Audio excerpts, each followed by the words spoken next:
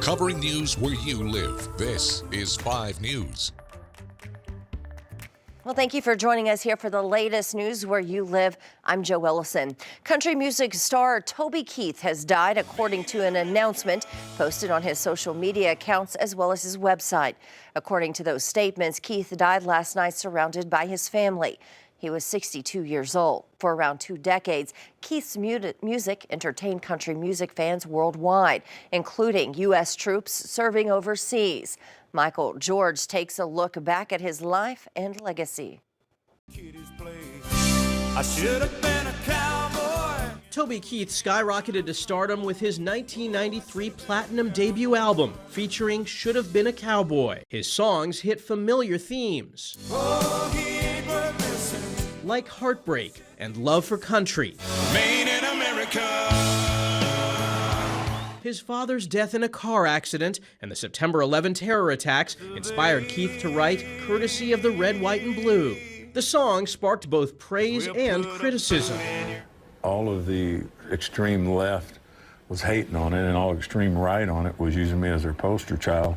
Keith played USO tours for American troops in the Middle East and performed at Donald Trump's pre-inauguration concert at the Lincoln Memorial in 2017. The country star was inducted into the Songwriters Hall of Fame in 2015. And we outworked everybody, man. I just stayed on the grind, put an album out every year and had hits. In his youth, the Oklahoma native enjoyed live music at his grandmother's supper club. Later, he set out for Nashville, looking for his big break. You give me a great idea and I'll write you a great song. He eventually sold more than 40 million albums and had 20 #1 hits on the Billboard Country Song charts. In 2022, Keith revealed he was undergoing treatment for cancer. He said he wouldn't play upcoming gigs because he needed time to breathe, recover, and relax. Michael George, CBS News.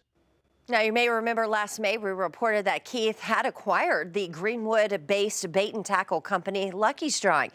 The company released this statement about his death, saying in part that they're heartbroken and in shock. They went on to say that Keith was one of the greatest Americans of our time and called him a friend, a fishing buddy, and a business partner. Well, we'll get to more news in just a minute, but first, let's get a check of your weather with meteorologist Zach Scott. Hey, Zach. Hey, Joe, we've got temperatures in the comfortable 60s today. We still had some 50s mixed in for your Monday, so we're bumping it up for your Tuesday. We keep the sunshine around. We even get rid of the chilly north wind we had on Monday. Winds are very light across the region today. So overall, looking at low to mid 60s northwest Arkansas, mid to upper 60s across the River Valley and the Ouachitas. As we jump into tomorrow, we're going into your Wednesday now. We'll still have 60s around, even with some added cloud cover. Mid to higher level clouds going to start streaming in way in advance of our next storm system, which will bring us some rain chances Wednesday night into Thursday. More 60s for your Wednesday. We'll even have a chance to bump it up on Thursday. Again, this is jumping into Wednesday night. Now Thursday morning, here comes a front for us. Now there's no big push of cold air behind the front, but we will get some scattered showers. We'll go 20-30% chance scattered showers as we go Wednesday night into Thursday morning. By Thursday afternoon, sunshine coming in, a southwest wind. We're going to make a run for some 70s, Joe. Not a bad way to end the work week going into Thursday. More 70s possible Friday. Not bad at all. Thanks for that, Zach. Well, new details on the trial for Shauna Cash, the woman accused of killing a Pea Ridge police officer.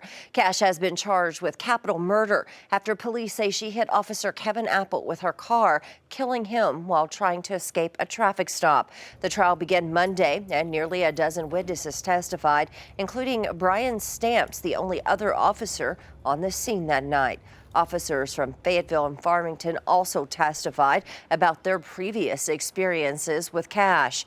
Meanwhile, the defense focused on Cash simply wanting to, quote, get gone from police, as well as her goal that morning to grab some belongings in Pine Bluff.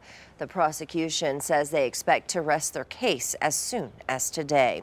And the legislative session in Oklahoma is underway. Governor Kevin Stitt welcomed lawmakers back on Monday with his yearly State of the State address.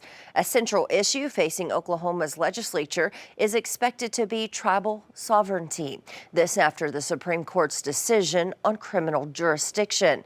The governor has been very critical of that decision and says parts of Oklahoma are now under different rules, with legal confusion over whether tribal citizens on reservations must pay income taxes or can be cited by police for traffic violations. And there are tribal governments who want Tulsa and eastern Oklahoma to look like the Navajo reservation. We've operated as one Oklahoma since statehood, and it's how we're going to operate for as long as I'm governor. Well, the principal chief of the Cherokee Nation was quick to respond to Governor Stitt, accusing him of wrongly framing the Supreme Court decision.